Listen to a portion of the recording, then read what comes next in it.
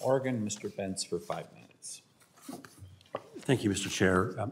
Extremely interesting testimony. I'm so happy you are all here. I'm from Oregon. My district is 3/4 of the state. 3/4 of a 100 square mile state almost is in my district. The county I live in is about 164 miles north-south, and it's about 60 miles wide. And there has been a constant battle against a monument. That was suggested 15 years ago, and fortunately we avoided it, and it's now back on the table. We hope not very close to being acted upon. But instead what's happened is the BLM has come in with an RMP that frankly does almost everything the monument would have done. It doesn't do it all at once. It simply comes in and says, this is the part of the land that's going to be subjected to these to new rulemaking. One of the things I wanted to mention, I'm going to mention it to Commissioner Postman, and I'm going to mention it just because it reflects so many things that are incorrect when one thinks about a monument. On the second page of your testimony, you say, Polling has consistently demonstrated public support for national monuments. The supermajority of Westerners love national monuments and support their protection.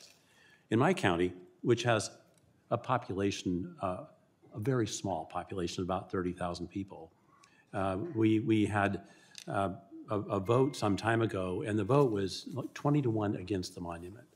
And the reason it has to do with the nature of the activities. It's not like Colorado with big, sharp, pokey mountains and all kinds of extremely wealthy movie stars moving in. We don't have any of those.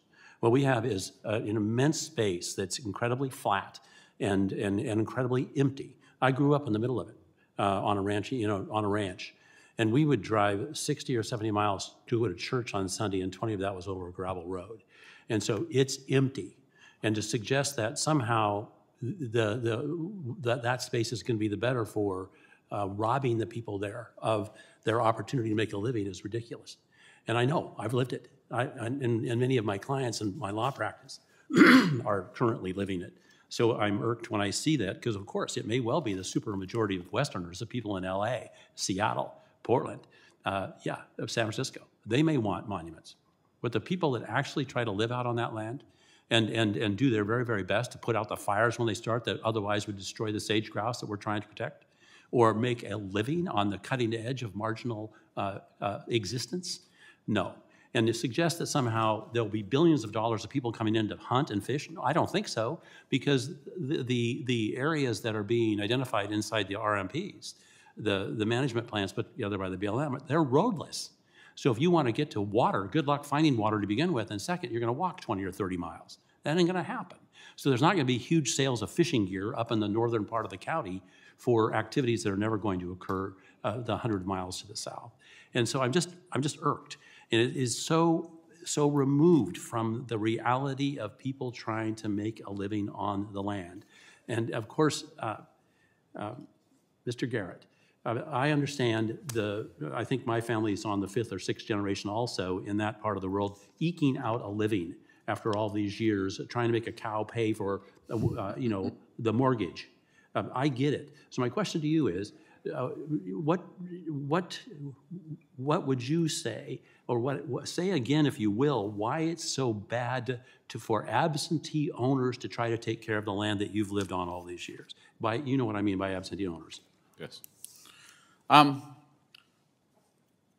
If you're not an absentee owner, you're there day-to-day operations of what happens on that land, and it becomes priority.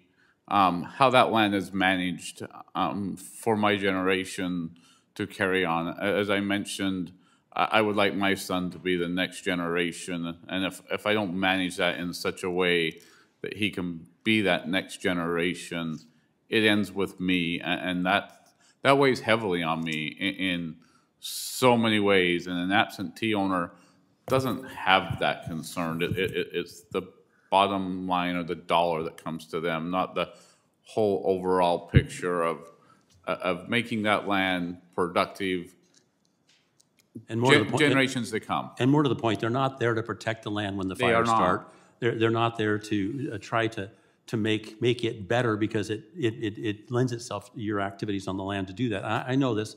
I mean, I've been raised on a ranch. I'm out of time. I'm very, very happy for the panel, and with that, Mr. Chair, I yield back. I guess I'll